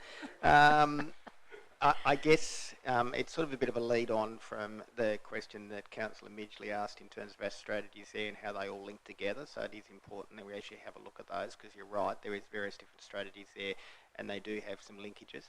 The public art strategy there doesn't specifically go down into those details of, you know, locations and the details of actually saying we'll look at putting murals on our toilets or any other particular facility as such. It does talk about a number of other things there, and the toilet strategy tends to deal a lot more with, I guess, the condition, capacity, functionality, and so forth. Yes, so certainly the amenity is part of that, and I guess it's probably not a step that's actually been looked at in great detail in terms of, you know, whether that is a priority for us to actually look at that as part of a construction project. So we tend to, for particularly some of the toilets that sit out in, I guess, areas away from the urban areas, they tend to be kit toilets, if you like. There's certainly the capacity to retrofit or look at art that might go with those toilets. I'd probably add as well that Silverwater Park toilet is obviously adjacent to the park, where we're also doing quite a bit of work there with the playground and other bits and pieces as well, which has been workshopped fairly exhaustively with the community. So there's some elements that actually sit within that park area as well at the same time. So I guess it's a very long-winded answer to say not at this stage, but it's something that I guess could be looked at in the future. Any further discussion? If not, I will put the recommendation moved by Councillor Gladwright, seconded by Councillor Fox. All those in favour? Against? Motion is carried. Takes us to notices of motion. Councillor Dean has submitted a notice of motion headed infrastructure projects, and there is an officer's response from Mr. Stewart. So moved by Councillor Dean. I'm looking for a seconder. Seconded by Councillor Cordova. Councillor Dean. Thanks, Mayor. Look, given the officer's response, I'm hoping that's going to be a fairly straightforward motion. What I've put forward is as two parts. First, for there to be a review into the council's handling of two projects, the bus stop and the Summerlees Road underpass. But more importantly tonight is to ensure that the findings of that review are brought back to council for us to consider. I won't go in to describe those projects. I think our residents are familiar with what's gone there with those delays. And I think in the first instance it's worth pointing out that the priority is to get those projects completed as soon as possible, and I'm looking forward to getting an update from relevant staff in a moment. And it was also obviously really good to see Summerlees Road underpass, or the road, sorry, opened up just before Christmas, and would like to also understand what's happening in the next few months in regard to the bus stop. At the same time as making sure they're being complete, I think it is important that we understand why there have been such challenges in those projects, and as a council, how we might improve things moving forward. As particularly given the amount of investment that's about to come into the community and the amount of additional projects, whether directly related or indirectly from the high performance centres, I think it's really important that we get our ducks lined up and provide that level of assurance to the community that we're doing everything we can. You know, ensuring systems and processes moving forward is absolutely critical, I think, and the community deserve to know that we're owning up to mistakes if we've made them, if we haven't made them, to fully understand what's gone on so that they've got full confidence in us, I suppose, to be able to deliver those projects moving forward. So while the report, obviously, or the response, I should say, points out from the CEO that this review is already underway, I did consider, having spoken to CEO, whether we should just keep this in or just leave it out. I did decide to keep it in because I think there are some relevant points by having it in and having it passed, which I hope it will pass.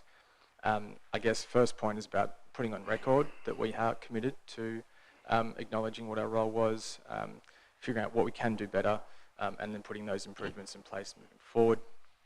And secondly, it's about adding a level of accountability to ensure that a report will come back to council in coming months.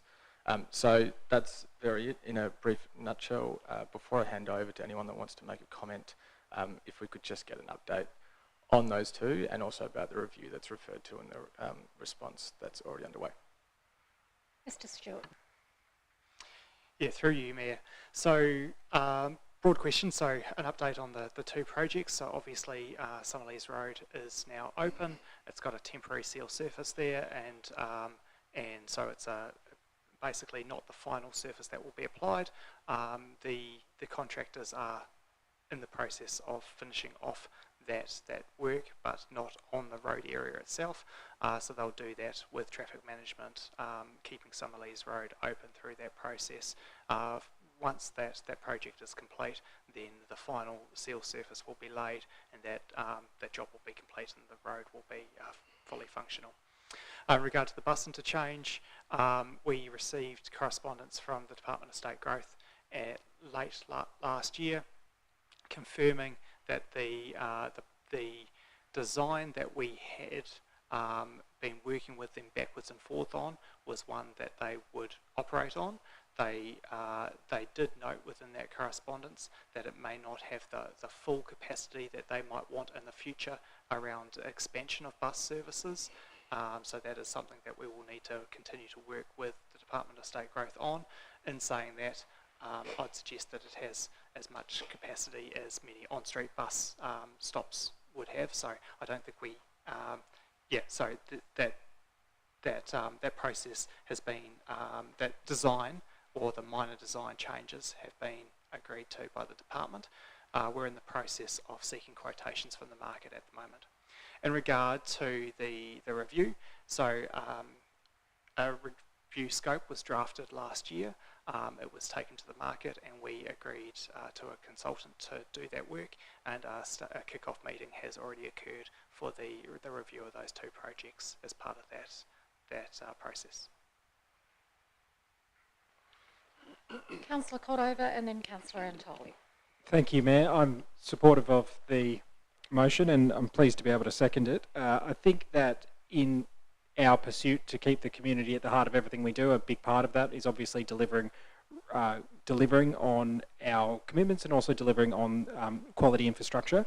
And this is, I think, a logical and natural extension of that is to maintain high standards of accountability and therefore undertake periodic reflections and reviews of the work that we did in order to make sure that we have infrastructure development that is befitting of a community that is growing in population, and that all of our decisions are underpinned by strategic planning. So I think that this is a good move, and I'm pleased to hear that the report that will be provided, if I understand correctly, is essentially an independent review. So it's not just the council looking at itself and saying, well, where can we improve? We're already doing that. We have continuous improvement policies in place, but I think it really is good to have an outside pair of eyes as well, looking in and providing advice there. So I'm going to, I guess, withhold the fullness of my comments until I see what that report says, but just to say that in terms of strategic planning, I think it's always good to constantly be reflecting on what we did, looking at it, providing high standards of accountability, and to get those independent set of eyes on it, I think can only be a good thing as well. So I commend the motion. Councillor Antoli. Thank you, Mayor. I've got a few questions for leadership and also for Councillor Dean. My first is, I understand, Mayor, that you've made public comments saying that a review is happening and will happen. Is that right, or have I got that wrong? No, that's correct. I've been on the public record many times on nearly every radio station that I've done interviews on or spoken to the media on this about, that I was very clear that this was not meeting community expectations in the way that these projects are rolled out, and that we would be doing a review. So I have been very clear on that. And if council officers clarify, I believe it was several months ago that the CEO preemptively, without being asked to do it, told us that he likewise wasn't happy and he was going to seek an independent review. Is that correct?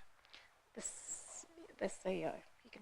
I'm not 100% clear on his time frame, so I'll get him to address that part. Through you, Mayor, yes, I've indicated a number of times that we would be undertaking a review. I think it's incumbent on us to make sure that we're looking at ourselves and projects that we undertake to learn from them, whether they've gone well or not, about the things that have gone well, the things that haven't, and making sure that we're adopting a continuous improvement and making sure that if there are mistakes that have been made, that we take them on board and we incorporate improvements into the work that we do. So certainly as early as late August last year, that was something that I was talking about, and we've made public statements to the effect from around September last year onwards. Thank you. And through you, Mayor, if I may ask Councillor Dean a couple of questions. Was Councillor Dean aware that both the CEO and the Mayor have publicly and privately told us that this review was happening? I assume so, because Councillor Dean was at meetings where I have articulated that, because we've been asked questions by members of the community and other councillors, and I've always answered with that as part of my response. Is that Councillor Dean's position, though? I don't want to assume he knew that this was all happening. I'm not really sure what the question is alluding to. The question is, were you aware that the Mayor has made public statements that a review was happening, and that the CEO told us months ago a review was happening? Look, until I met with the CEO in the new year, I had no idea that the review was being done independently. There was mention of reviews, sure, but this was formalising the fact that a review is happening. Now I've learnt that, as of this year, that it's an independent review. Fantastic. I'm not sure what else to say. Okay, there've been some comments made about a review potentially happening. This is just to formalise. A review is happening, great, and we as councillors and the community get a report back with summarising that review. My follow-up question, and you just answer it as you see fit. There's no need for you to give me an answer I want to hear, just as you see fit. My other question through you, Mayor, is Councillor Dean mentioned before that this will help keep the process or the CEO, I couldn't remember exactly how he said it, accountable. Could he explain what he meant by that? And is he aware that there was some sort of weakening or withdrawal of the position to do a review, that he would use the word accountability, keep him accountable? Councillor Dean. Yeah. Yep. Providing a report to council so that we can, and I think it probably hasn't been answered by the CEO and maybe misunderstood. The report, and maybe it's a question, the report itself is not going to be released to the public, but I wanted to have a summary of the findings so that they were made public to us to consider, and for the public to also have eyeballs on those. So I can't see an issue with making sure that we as a council get a report. Councillor Antoli. And may I ask through you, Mayor, if the CEO has a problem with making summary of findings public? The CEO. Through you, Mayor, no, I have no problem making a summary of those findings public. And can I ask whether or not it might have been your original intention to make them public, or you hadn't thought about it? Through you, Mayor, I don't believe I publicly articulated that that was my intent. However, a number of times I have referenced the fact that we would be doing that. I might have assumed that it was implicit that we would talk about the findings once we had them, but I don't think I'd explicitly said that they would be public. Councillor Antoli. Thank you, Mayor. From my point of view, I suppose the thing about this that I find the most problematic is actually the last paragraph in background. The intention of this motion is to ensure a review is undertaken and that its key findings are made available to help restore the community's confidence in the council's capacity to manage and deliver the major projects. I don't have any issue with the fact that the key findings should be made public. I would support that. And because we do want to make sure that the community is confident that we can undergo major projects. It's 50%, 70%, 60%, whatever's the figure of what we do. I suppose I'm struggling with this idea that this motion is going to create a review, something that was promised would happen months ago, both publicly and privately. And I'm trying to understand why then is this motion being put forward for us to support when I want to support a motion that is necessary, and I don't see this as necessary at all.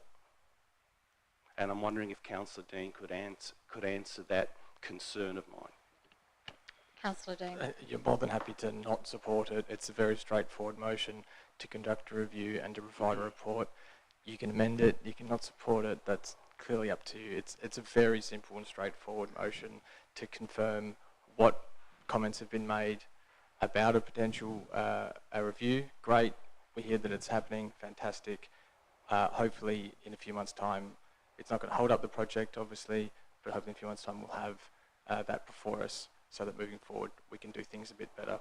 I really don't see why that's controversial, but it's completely up to members here to not support that or to amend. I really don't have much, I don't know why I'm answering all these questions. It's a very straightforward motion. If I can Councillor ask my Antoli. question again, why does the author of this NOM feel it's necessary, given that it's been promised that it would happen? Councillor Dean. You'll have to put your microphone on because I can't hear what you're saying. I'm just not going to keep saying the same thing. There was comments made about a review. That's what we've heard. Ad hoc, as you've asked questions about the bus stop interchange, there have been signals that we might do a review. I've not had anything in front of me as a councillor that provides assurance to the community that 100% that we would get a report of that review, and that's what this does. It's really not that controversial, but I don't know what else to say. Okay. Yeah. So at least that's an answer. I appreciate that. Saying that I can take it or leave it and not answer the question is not an answer of the question, but at least you've answered that you wanted to make sure more than anything that it's made public. Right. Okay. And we've gotten that assurance from the CEO anyway. From my point of view, I want to actually support NOMs that are necessary. I don't see this as necessary. I don't understand why it's being put forward in whole, given that I seem to be aware that we were going to have it independently done, and I actually got the impression, wrongly so, that it was going to be made, the summary findings were going to be made public. So at this stage, I'm not feeling inclined to support this because it's going to happen anyway. It's been publicly said it would happen anyway, and I don't really understand why the councillor would want to say in this NOM that he's responsible for making it happen by putting this NOM forward when it was going to happen anyway. So to me, it's all a bit confusing, and comes across as if someone is trying to take credit for someone else's work. So I won't be supporting it because it's not necessary. It's going to happen anyway. Thank you, Councillor Antoli. Councillor Fox. I'm feeling a bit unsure about the scope of this review because council's not the only group of people involved in this. We've had consultants, we've had our own staff, but there are also government departments, Metro. Right, the microphone again. We don't have the capacity to review their processes and how they interact with us. Now, whether the consultant has that ability, I don't know. I just feel it's possibly going to put us in a worse light than is possibly the case, and we would have no way of contradicting that because we'd only have part of the information. I'm trying to be careful what I say because we're not in committee. But I would, if there are any comments that need to be made in committee, I would prefer that this matter went into committee. Thank you. The CEO should be able to respond to your concerns. Through you, Mayor, in terms of the scope of works that we're looking at, I think it's appropriate that we consider what is within our control as part of these projects. This is not in any way a witch hunt. This is not in any way trying to I guess, point fingers at anyone, ourselves or other agencies or bodies. The intent of this work is to learn from it, is to be able to take, I guess, insights that we've got about where things mightn't have gone as well as we would like, and make sure that we're incorporating them into future practice. So it's not intended to come out with an outcome and saying so-and-so or this organisation held responsibility here. It's really about the spirit of continuous improvement and making sure that we are understanding how we can continue to enhance our processes to make sure that we can be the best we can be in terms of the delivery of these types of projects in the future. Thank you. Councillor Fox. Thank you. Councillor Midgley. Thank you, Mayor. So yes, it is a simple motion, an interesting discussion. I kind of come to the conclusion that it could have just been a question at a council meeting versus actually a motion when we are already doing something, and that question would then solidify the fact of, yes, we are doing it, and can that be made public? Yes, can it come to a council meeting? Yes, it can be. So, I can support it in regards to just that it's happening, as we're doing it anyway, but I guess we're putting forward these motions. If we are wanting to take the glory that we are doing that, it is actually already happening. And I think that the community loud and clear can kind of see that. But yeah, next time it could just be a question. Thank you, Councillor Midgley. Further comment? Look, I'll just add my remarks. I agree, Councillor Midgley, with what you've suggested. I think our agendas are long enough without putting notices of motion up. As much as I appreciate the intent of the notice of motion, I think that if we start bringing notices of motion for work that's already underway as a precedent, then we are going to really be putting resources into things that we don't need to be. So I guess we just bear that in mind in future when we're drafting things. And had I been asked that specific question about it being public, I would have happily answered that, as would the CEO. But I appreciate the intent behind Councillor Dean putting this forward, and I'll leave my comments at that. So, Councillor Dean, would you like to sum up? Sure. It's the discussion's not exactly landed how I thought it would. I thought it would just be support for, as the CEO's pointed out, moving on, learning from it, and doing a bit better.